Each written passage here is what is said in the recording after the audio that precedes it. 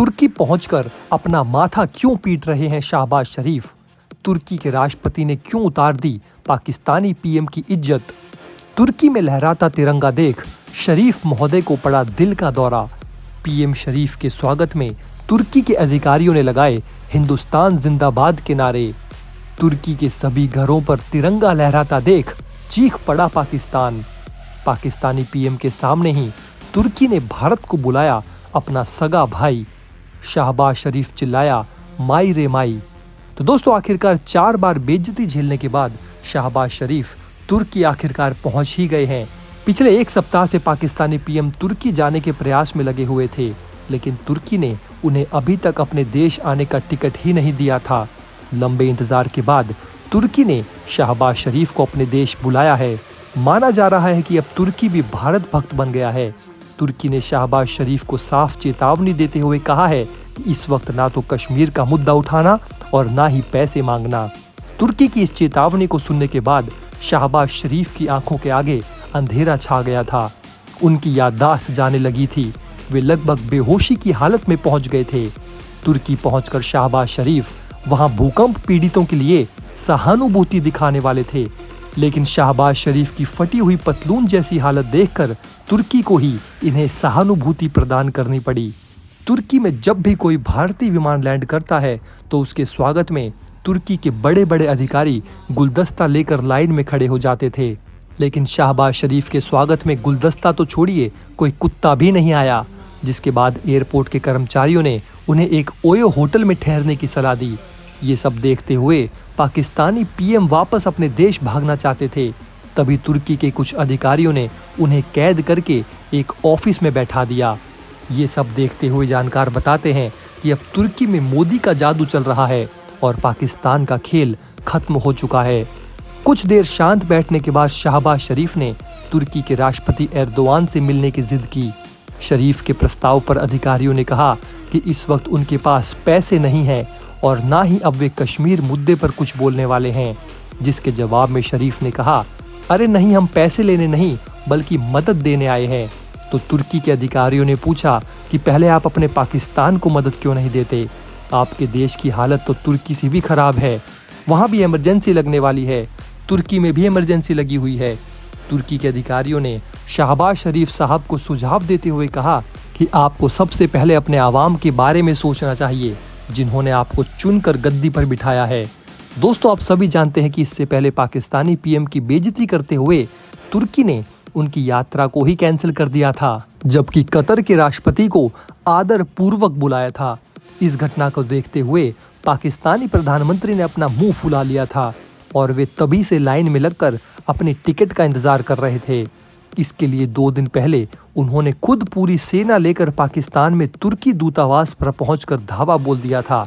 शहबाज शरीफ ने तुर्की दूतावास के अधिकारियों से कहा कि हमारी बेइज्जती हुई है, अगर आप कतर के राष्ट्रपति को बुला सकते हैं तो मुझे क्यों नहीं? इसलिए जल्द से जल्द हमें भी तुर्की पहुंचने का टिकट दिया जाए। कहा जाता है कि तुर्की इस वक्त किसी भी हालत में पाकिस्तानी पीएम को अपने देश में घुसने नहीं देना चाह रहा था, क्योंकि इस वक्त तुर्की का बच्चा बचाव और राहत कार्य में व्यस्त है। ऐसे में कौन अपना समय शरीफ महोदय के साथ बैठकर गंवाना चाहेगा? तुर्की में भारत के मास्टर स्ट्रोक से पाकिस्तान थर थर कांप रहा है। उसे डर है कि अगर तुर्की ने उसका साथ छोड़ा तो कश्मीर मुद्दे पर भारत के खिलाफ झुनझुना कौन बजाएगा? भूकंप के बाद तुर्की को सबसे पहले मदद पहुंचाकर भारत ने पाकिस्तान की नींदें उड़ा दी थी। पाकिस्तान ने कभी सोचा तक नहीं था कि भारत ऐसा कदम अचानक उठा लेगा, लेकिन पीएम मोदी पाकिस्तान को हर मौके पर चौंकाने के लिए जाने जाते हैं।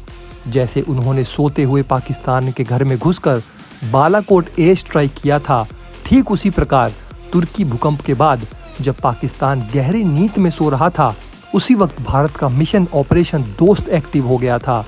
इसी वजह से पाकिस्तान के प्रधानमंत्री शहबाज शरीफ की बेचैनी साफ दिख रही है। तुर्की के बार बार मना करने के बावजूद वो तुर्की जाकर भारत के खिलाफ जहर फैलाना चाहते हैं। पाकिस्तान को लग रहा है कि सऊदी और यूएई की तरह कहीं तुर्की भी भारत के पाले में ना चला जाए।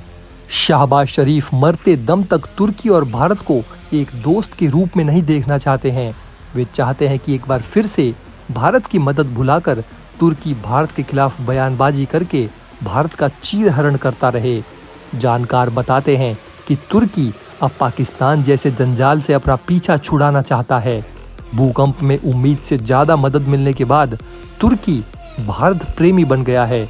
अब वो पाकिस्तान को ठुकराकर भारत से मोहब्बत करना चाहता है। जानकारी के लिए आपको बता दें कि भारत और तुर्की के बीच कारोबार में भी बेहद तेजी आने लगी है, जो 2018 में $9 अरब के करीब पहुंच गया था। ईस्ट एशिया में चीन के बाद भारत ही तुर्की का दूसरा सबसे बड़ा ट्रेडिंग पार्टनर बन गया है। दूसरी तरफ पाकिस्तान का तुर्की से व्यापार $1 अरब भी नहीं है। तुर्की ने देखा है कि जो भी देश भारत का भला चाहते हैं वो आगे बढ़ रहे हैं, और जिन देशों ने भारत का हुतिया काटा है उसका नामो निशान मिटने वाला है। जानकारी के लिए आपको बता दें कि 2017 में एर्दोआन राष्ट्रपति के रूप में भारत आए थे। एर्दोआन के साथ 100 सदस्यों वाला एक बिजनेस प्रतिनिधि मंडल भी भारत आया था, जो भारत के साथ जबरदस्त बिजनेस बढ़ाना चाहता था। इसका मतलब साफ है कि तुर्की भारत प्रेमी है, लेकिन पाकिस्तान जैसे नाकामिल देश के साथ दोस्ती करके वो बुरी तरह फंस गया है, और अब तुर्की पाकिस्तान से हर हाल में अपना पीछा छुड़ाना चाहता है। तुर्की अब भारत को अपना भाई मान रहा है और पाकिस्तान को हमेशा के लिए भुलाना चाहता है। लेकिन दोस्तों, आपको क्या लगता है, क्या ऐसा हो पाएगा? आप अपनी राय हमें नीचे कमेंट बॉक्स में लिखकर ज़रूर बताएं।